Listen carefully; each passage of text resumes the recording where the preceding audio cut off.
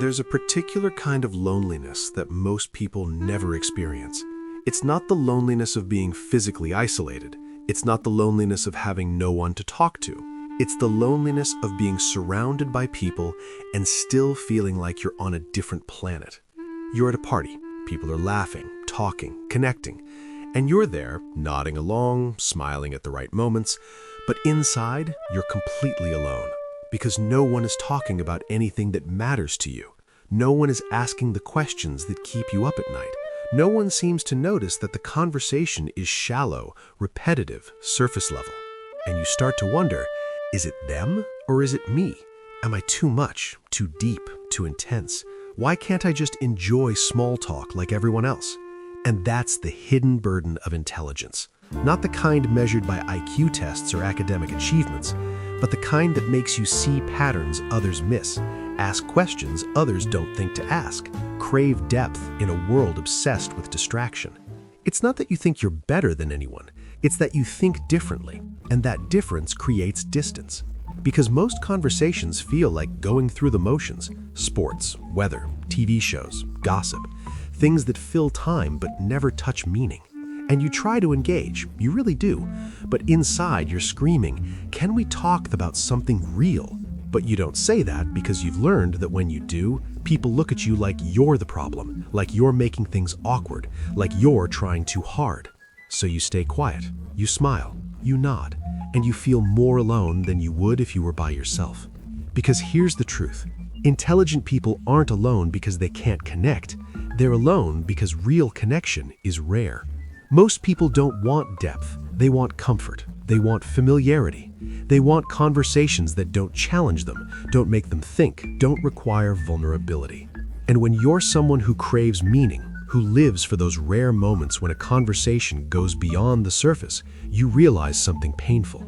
You're surrounded by people, but no one is speaking your language.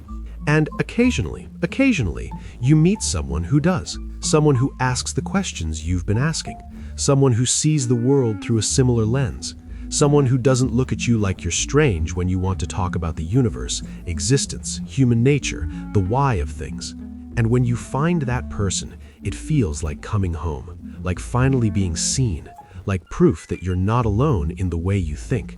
But those people are rare, so rare that you might go years, decades without meeting one. And that's the paradox of intelligence. The more you understand, the fewer people understand you. Because intelligence isn't just about knowing things, it's about seeing things. Seeing the patterns in human behavior, seeing the systems that shape society, seeing the contradictions, the illusions, the unspoken rules everyone follows without questioning. And once you see it, you can't unsee it. You step outside the room and look back in, and suddenly you see the herd mentality, the way people repeat the same opinions without thinking, the way they follow trends not because they believe in them, but because everyone else is, the way they conform, compromise, and stay silent to belong. And you realize, I can't go back in there. Not because you're arrogant, but because pretending feels like suffocating. So you stay outside, and yes, it's lonely, but it's also free. Because once you've seen society from that perspective, you become immune to the noise. You stop needing validation from people who don't understand you. You stop chasing approval from a crowd that's not even awake. You stop feeling broken for not fitting in. Because you realize you were never meant to fit in. You were meant to think. And that gift, that ability to see clearly, comes with a cost. The cost is solitude. Not because you hate people, but because most people operate on a frequency you can't tune into anymore. And here's what makes it harder. You're not even talking about obscure academic topics. You just want to discuss things that matter. Why are we here? What's the point of existence? Why do people hurt each other? What created the universe? How do we find meaning in a world that often feels meaningless? These aren't pretentious questions, they're human questions. The questions we should all be asking, but most people aren't asking them. They're distracted by football games, reality TV, celebrity gossip, the latest viral trend. And you're not judging them for it, you're just exhausted by it.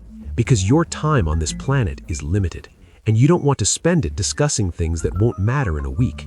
You want to hitchhike across the galaxy, not debate who won the game. And that desire, That hunger for meaning isolates you because it makes you incompatible with the way most people live. But here's the thing. You're not alone in feeling alone.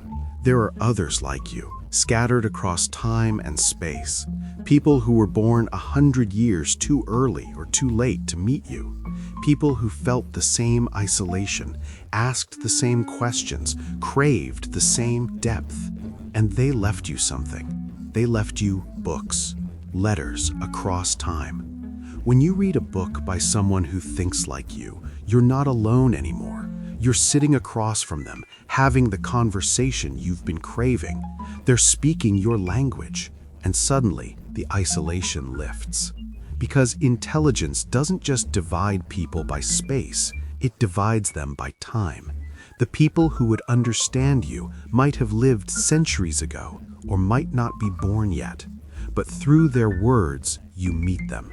And in those moments, you realize you're not broken, you're just rare.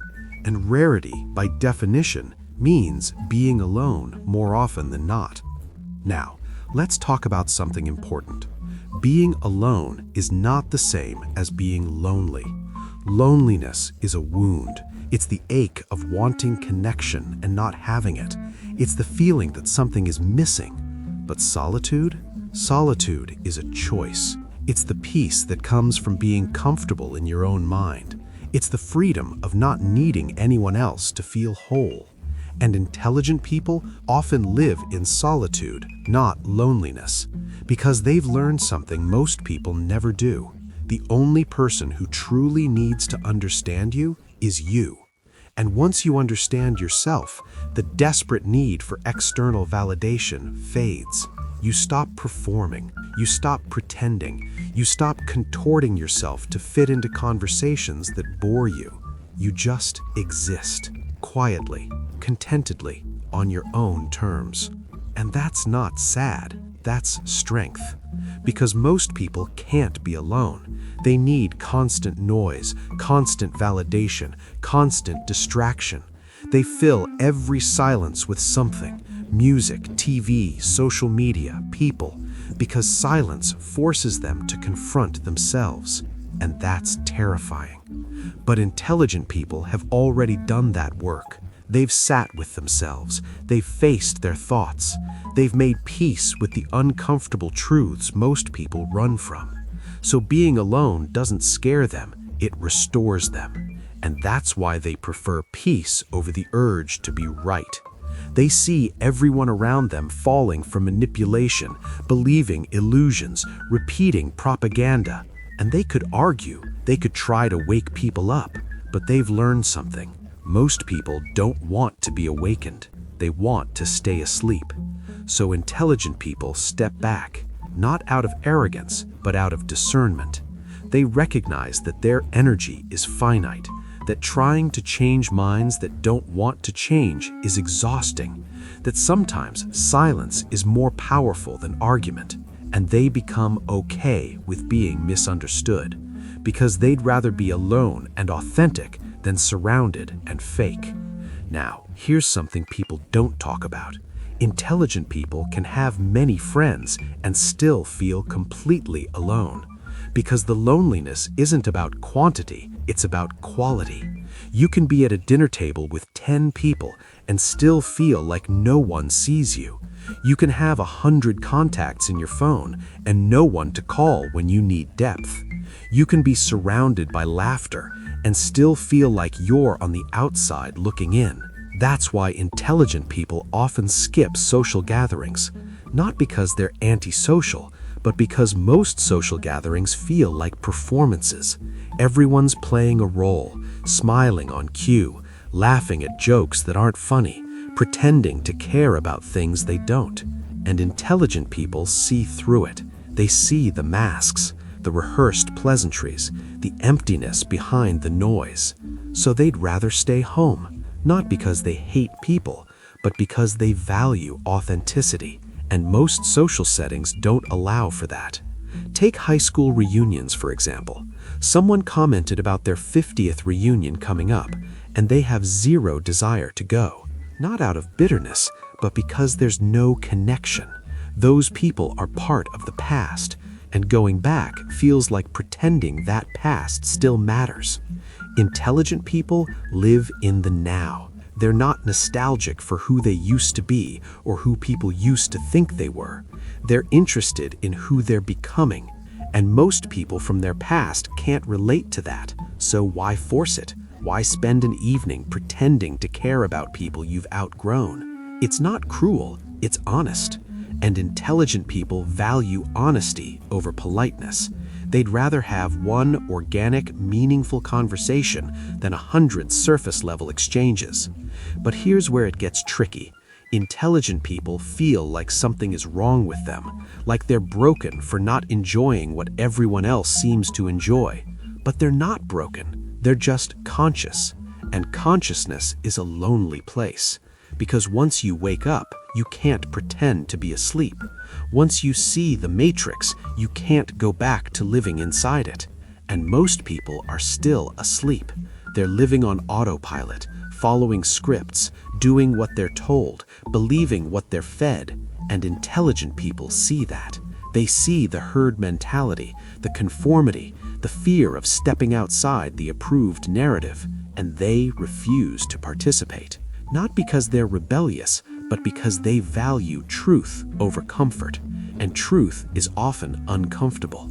It's easier to go along with the crowd, to laugh at the jokes, to agree with the consensus, to pretend the emperor is wearing clothes. But intelligent people can't do that. They see the emperor is naked, and they can't pretend otherwise. So they stand alone. Not because they want to, because integrity demands it. And here's the beautiful part. Once you accept that solitude, it becomes a gift. Because solitude gives you clarity.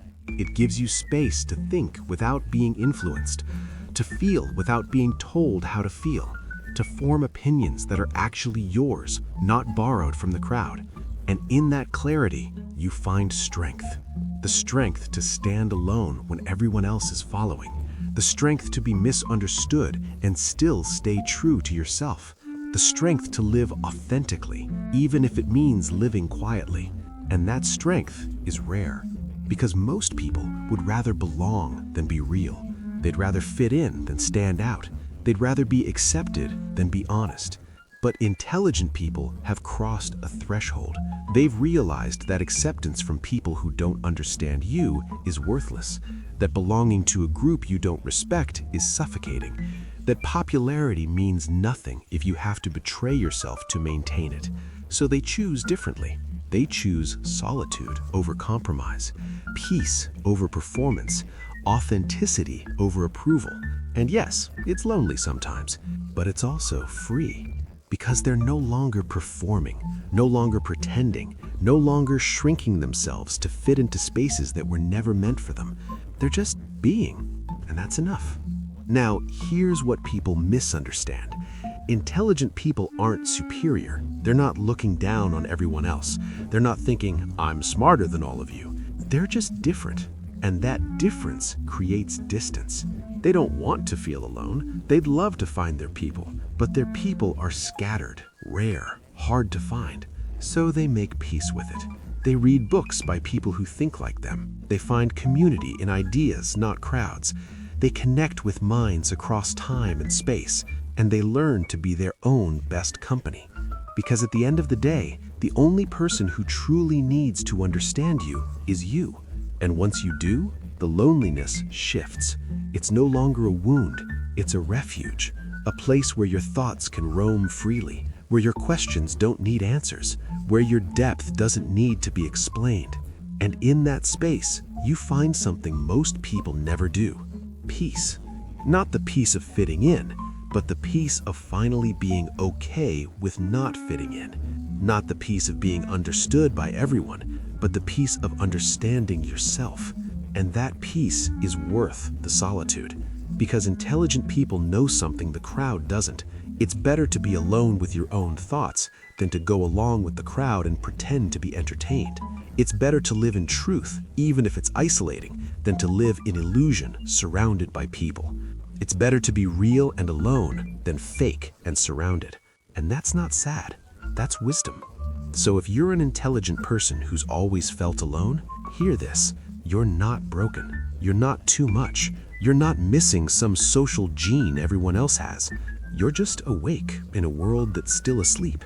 You're just conscious in a world that values distraction. You're just deep in a world that prefers shallow. And that will always feel lonely. But it's also a gift, because you see things others don't. You ask questions others won't. You live with a clarity most people will never experience. And yes, it comes with solitude, but solitude is where the most important conversations happen, the ones you have with yourself. And those conversations, they shape who you become. So don't apologize for being alone. Don't shrink yourself to fit in. Don't dumb yourself down to make others comfortable. Just be you, fully, unapologetically, even if it means standing alone. Because the right people will find you. Maybe not today, maybe not this year, but eventually. And when they do, you'll understand why you had to be alone for so long, because you were becoming someone worth meeting.